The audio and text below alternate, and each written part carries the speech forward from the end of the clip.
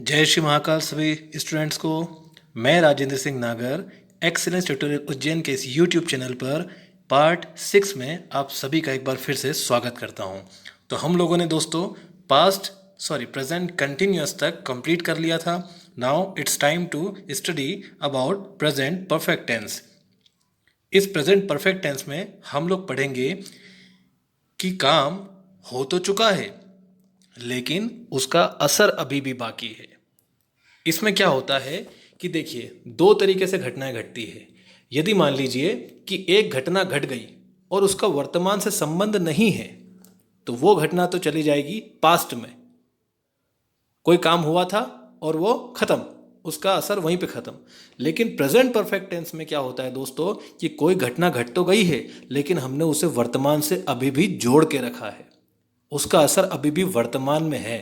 उदाहरण के तौर पर हम लोग बोलते हैं ना इस तरीके से कि मैंने खाना खा लिया है, मैंने जस्ट अभी चाय पी है, मैंने ये मूवी देखी है, मैं उसे जानता हूँ। या ऐसा बोल सकते हैं ना हम लोग कि मैंने आपको कहीं देखा है। हम कभी ऐसा बोलते हैं ना, मैंने आपको कहीं देखा है, या मैंने ये काम कर लिया है, सर मैंने तो कॉपी कंप्लीट कर ली है। इस तरह के सेंटेंस मतलब काम पहले कर लिया हम लोगों ने लेकिन उसका जिक्र हम अभी वर्तमान में, अभी वर्तमान तक कर रहे हैं। ठीक है ना। तो इस तरीके के सेंटेंस प्रेजेंट परफेक्ट टेंस में आते हैं दोस्तों। अब हम उदाहरण से समझते हैं। मैं आपको एक छोटी सी बात बताता हूँ कि मान लीजिए कि आपके पापा कोई एक्स वाई जेड कोई भी एक स्टूडेंट है, उसके पापा मान लीजिए कि वो 10 बजे ऑफिस चले जाते हैं। ठीक है साहब, तो पापा 10 बजे ऑफिस चले गए। 10:30 बजे उनके दोस्त आए। 10:30 बजे उनके दोस्त आए, उन्होंने पूछा कि बेटा पापा कहाँ हैं।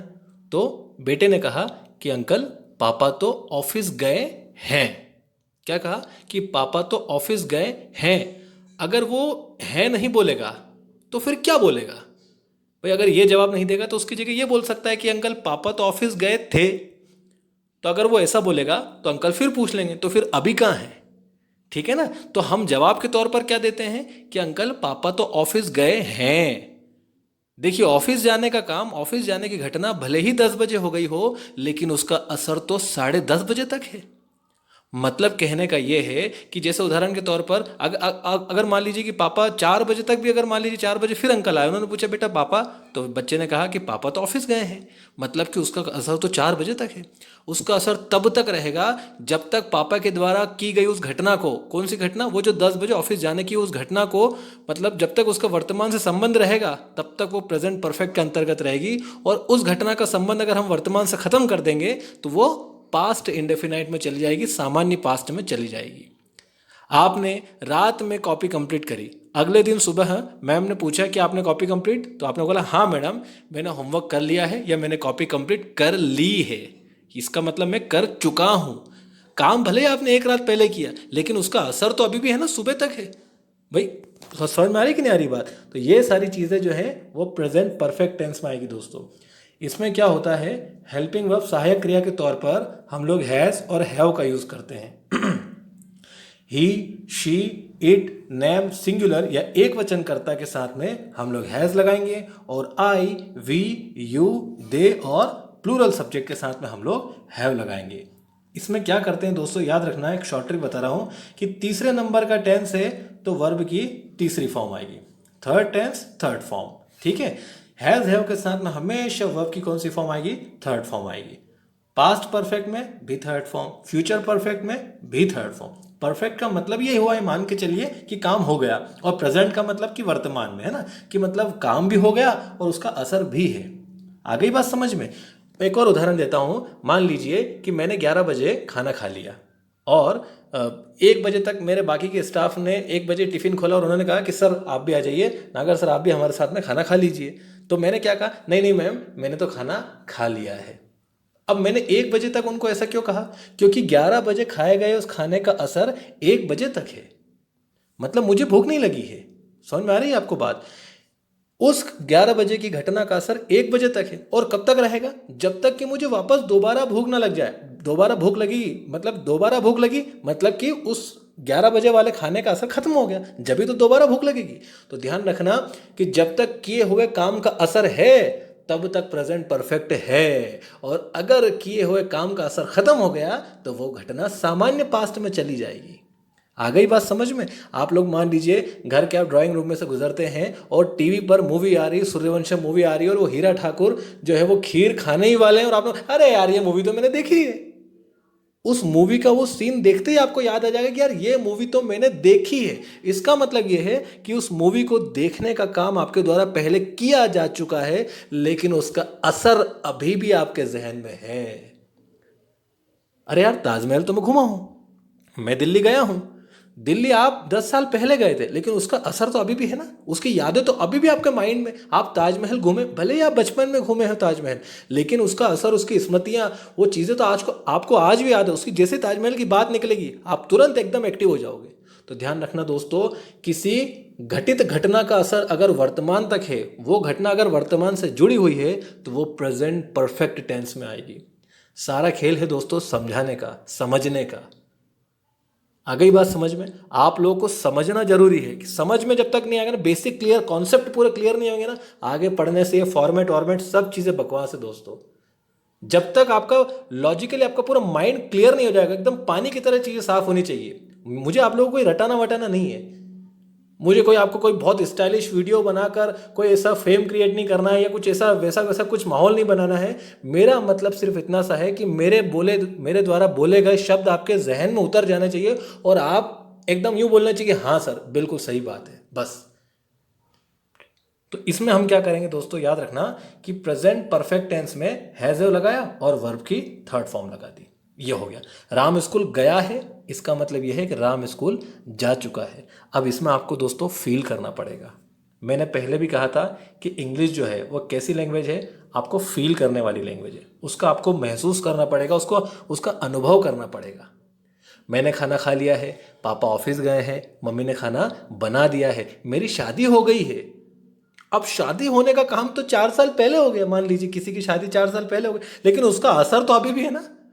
समझ में आ रही कि नहीं आ रही बात? शादी होने के बाद कोई कुंवारा थोड़ी रहेगा।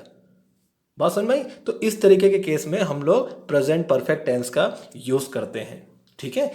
और कुछ भी समझ में नहीं आए तो आप लोग दिमाग लगाना कि लास्ट में क्या है, चुका है, चुकी है, चुके हैं आ सकता है क्या, है ना। इसके वाक्यों के अंत में अक्सर चुका है, चुकी है, चुके हैं आता है, या है, ये आता है। और अगर ये भी नहीं आता है तो फिर आपको थोड़ा फील करना पड़ेगा। अब एग्जाम्पल की हम बात करते हैं। मान लीजिए इसमें लिखा है कि राम स्कूल गया है, तो बनेगा Ram has gone to school. Ram के साथ हैज़ इसलिए आया क्योंकि राम एक नाम है या फिर सिंगुलर सब्जेक्ट है, एक वचन करता है। अगर मैंने कहा कि लड़के स्कूल गए हैं तो क्या बनता, देखिए प्लूरल है, मतलब लड़के एक से ज़्यादा है, बहुवचन करता है, तो बनता बॉयज़। और बॉयज़ के साथ क्या आता दोस्तों, हैव आता। अब देखिए यहाँ पे सब्जेक्ट के स्थान पर आ जाता बॉयज़, हैज़ हैव की जगह आ जाता है हैव, तो दैट इज बॉयज़ हैव। अब क्या काम करा लड़कों ने, क्या काम किया लड़कों ने, जाने का। तो वर्ब की थर्ड फॉर्म मतलब गो की थर्ड फॉर्म गॉन, तो boys have gone to school. Ram जा रहा है, यहाँ पे राम के जाने की बात हो रही है कि राम स्कूल जा चुका है, तो Ram has gone to school.